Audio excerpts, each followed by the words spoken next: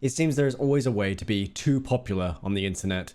MrBeast recently surpassed PewDiePie as being the #1 YouTuber on the platform, which is insane. End of an era. It's kind of crazy to comprehend 100+ million subscribers, but the fact that MrBeast has basically built this up over the past like 5 years has been phenomenal. I honestly thought PewDiePie hitting 100 million was the start of the end, like the golden era, like we would never see anything like it again. But we're seriously seeing so much gold at the moment, it's insane. Since surpassing PewDiePie, now that he's sat at the #1 spot, he started getting people trying to pull him off his podium. Lots of tweets lately at the moment, basically just shunning the guy, trying to get him cancelled for whatever reason. A lot of tweets like, there's something about MrBeast we don't even know.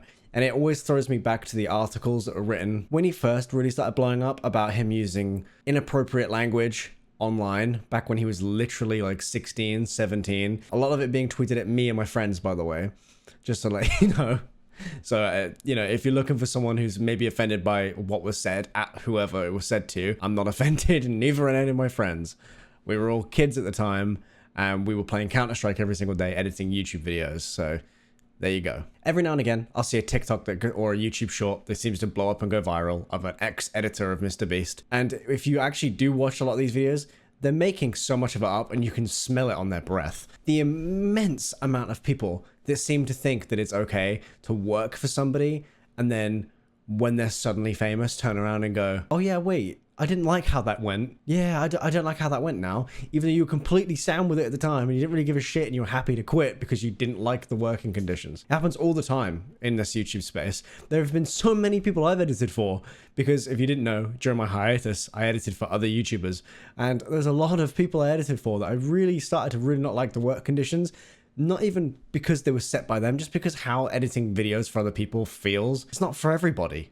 It really isn't. And sometimes that YouTuber might not be like meant to be editing for, if that makes sense. You know, like I don't feel like a lot of people want to edit the content they're editing or produce what they are producing. You know, they want to produce something way better and something with a bit more of themselves injected into it, you know? Anyway, I see a lot of this at the moment and I just thought I'd come on here and just go over some of it because I think it's kind of insane the amount of people that think that MrBeast is like some hidden world leader that's like probably racist and I don't know kills people on the side for fun and drinks like children's blood. So yeah, it's kind of strange that many people seem to like want this guy to fall. I guess I'll do a quick story time first because my experience I think is quite interesting and you won't find that anywhere else on the internet, so there's the exclusive for you. When I started making YouTube videos, it was just for fun. I was a kid, I was at school, and a guy I went to school with, a friend of mine, we were playing Counter-Strike a lot, and we basically started just messing about Counter-Strike, and we made like 1 or 2 funny moment videos. That was that. Anyway, it spiraled, and we were just, I don't know, we would just basically upload them getting maybe 50 views a video, but we were doing it consistently and regularly, you know? We were really enjoying making funny moments because every time we played, we had a blast. Because, I mean, if you, in your first 100 hours of CSGO, it's like insane, especially if you're not a big gamer. Anyway, fast forward like maybe like 12 months, my friend decides to film me while I was on Skype with him and I was singing a song, basically it was the Pokemon theme song and it was like, I don't know, I changed the words to be like the names of our friends. And yeah, I was just singing it to the beat and being really annoying, and he uploaded that as an unlisted video, called it Untitled Intro.mp4, and little did we know it was ever going to be seen by anyone because it was unlisted. About a week later, MrBeast commented on it with, I think he had 180,000 subscribers. We were pretty wowed by that, and he basically said, hey, can I use this? My friend contacted him on Twitter and was like, yeah, if you allow me to watermark the video, be put in the description and pinned in the comments, you can use my video. He was going to use I mean, if you ever watched MrBeast's worst intros, this was a common thing. Like, he would use so many intros. So for us to be like tagged like this was like out of the ordinary. Anyway, MrBeast agreed. And that was a pretty big shock for us. My friend immediately got like 3,000 to 4,000 subscribers. I even managed to fleece a few hundred off it. I was pretty impressed. I was pretty stoked. But that's when we really thought like, actually, hang on. We could be funny moment YouTubers. So we kept making these videos. And eventually MrBeast played with us, which was fun. I'll put a couple of clips up now just because they're funny. Guys, I'm gonna die. I want you to have this bomb.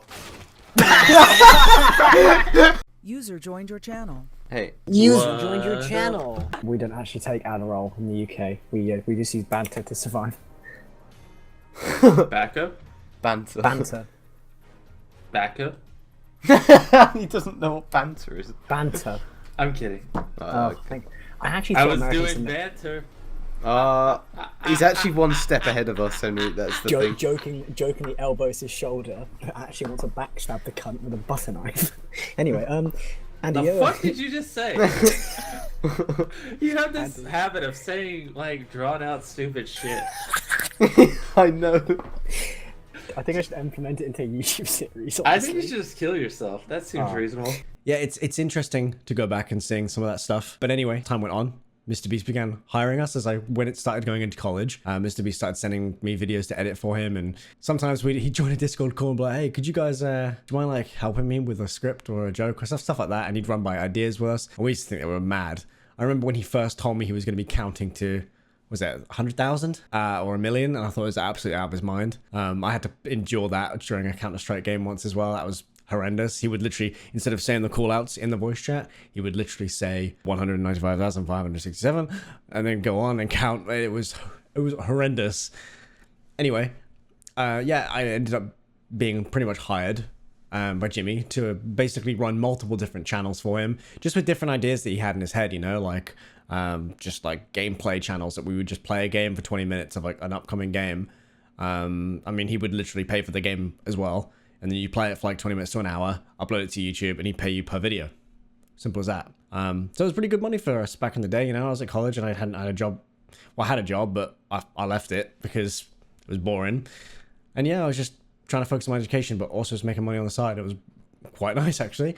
And yeah, he bought me a replacement graphics card to help with the videos and to help play the video games, to put them on the channels and stuff like that. So I literally could never fault it. And I mean, Jimmy never just like ditched us or anything like that. We all just slowly fell out of contact, you know, as years went on. We were young, like 16, 17 at the time. So, you know, time went on. And even to this day, I still keep in contact every now and again with Jimmy. And I think it's, every time like I think about that, I'm like, this guy never like turned around and just went, pff, you know, and just like forgot about us. You know what I mean? Like we did hang out, we did play like video games a lot, and still this guy didn't just like unfollow us and shit when he became the biggest YouTuber in the fucking world, which is always contradictory to these stories that come out. And I know it's a different guy to who I may not have been friends with at the time, because I mean he's had so much change in his life, so many elements around him that could cause him to be the guy that he could be, these people are saying. But I think these allegations are always so baseless because there's never any like real evidence, never really a story that actually seems to make cohesive sense, sorry.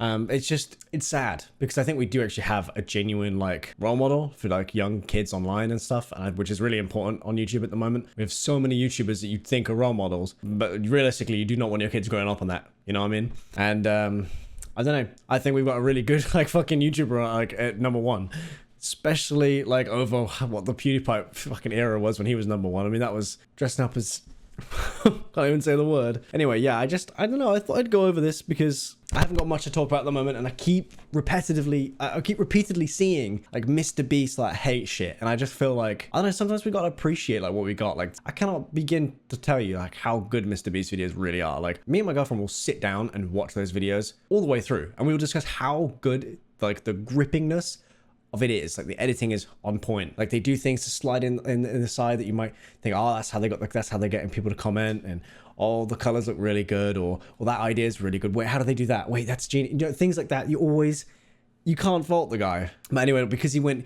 gambling recently and was in the room with like people like Ted Cruz. Bear in mind, it's not because he's friends with Ted Cruz. People are like, oh, look who he's cuddled up with.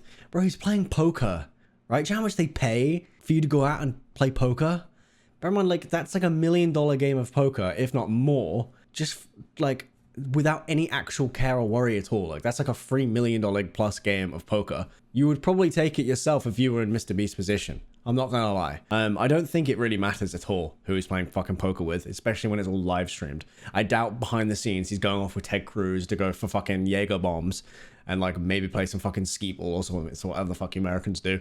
So I don't know. I think it's really crazy to see all this hate and all this like slander on someone I personally believe is literally like probably the kindest YouTuber there is right now, and most generous and most like thoughtful one as well. I mean, we've had Team Trees, Team C's, there'll be something else soon, and then there's just even more that comes out of this guy's channel. You've got MrBeast Philanthropy, you've got MrBeast Food Banks, he has a whole restaurant chain. Like, the beast can always stop at this rate. So I don't know. I see all this slander, and this is just an appreciation post, I suppose.